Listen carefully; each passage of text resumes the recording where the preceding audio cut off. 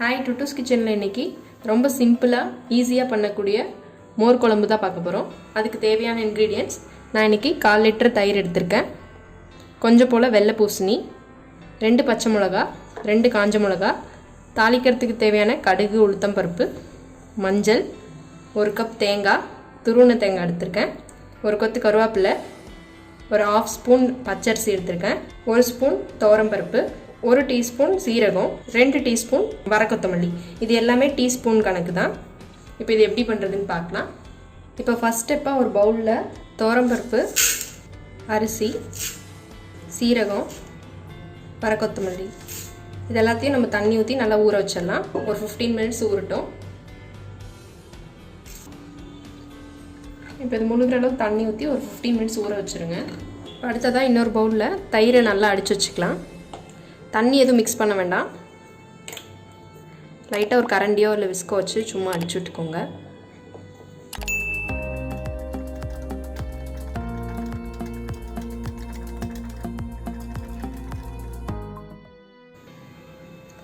சும்மா இந்த மாதிரி அடிச்சு வச்சுக்கிட்டா போதும்.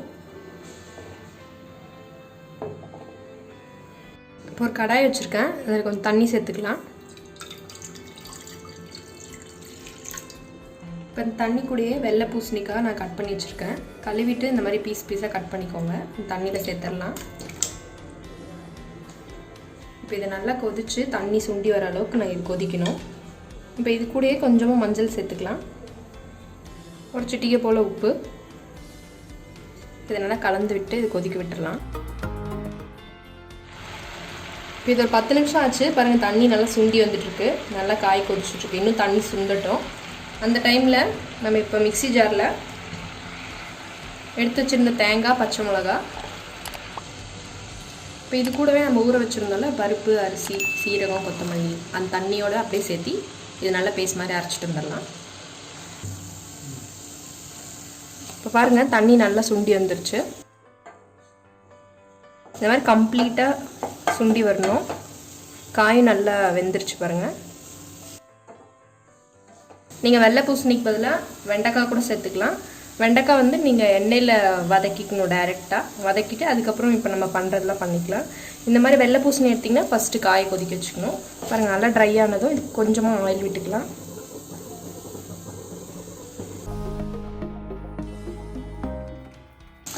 சும்மா ஆயிலில் 2 பரட்டிட்டு நம்ம அரைச்சி வச்ச பேஸ்ட்டை இதில் ஆட் பண்ணிக்கலாம்.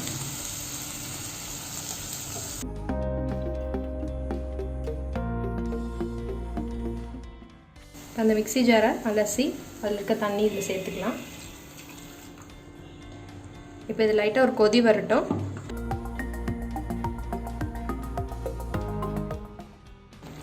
இப்போ இது லைட்டாக கொதி வர ஆரம்பிச்சிருச்சு பாருங்கள். இப்போ இது தேவையான அளவு மஞ்சள், உப்பு. ஆல்ரெடி காய்க்கு உப்பு மஞ்சள் சேர்த்துருக்கோம், அதனால் கொஞ்சமாக சேர்த்துக்கோங்க.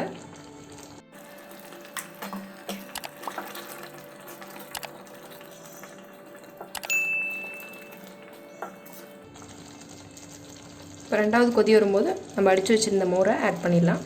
மோரை ஆட் பண்ணும்போது சிம்மில் வச்சுருங்க. ஆட் பண்ணிட்டு ஒரு 5 மினிட்ஸ் சிம்மில் வச்சிங்கன்னா போதும். இதை ஆட் பண்ண பின்னாடி ரொம்ப கொதிக்க வேண்டியதில்லை.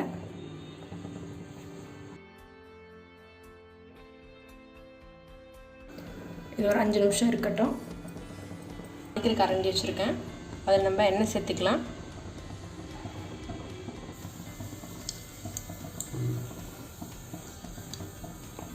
கடுகு பொரிஞ்சதும் கருவேப்பிலை, காஞ்ச மிளகா.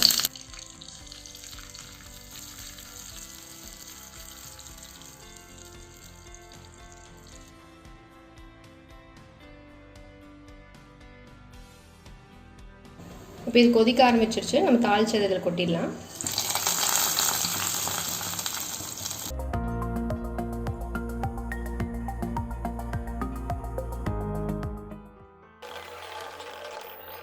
அவ்வளோதான், மோர் குழம்பு ரெடி ஆயிடுச்சு. இப்போ நம்ம அடுப்பு ஆஃப் பண்ணிடலாம்.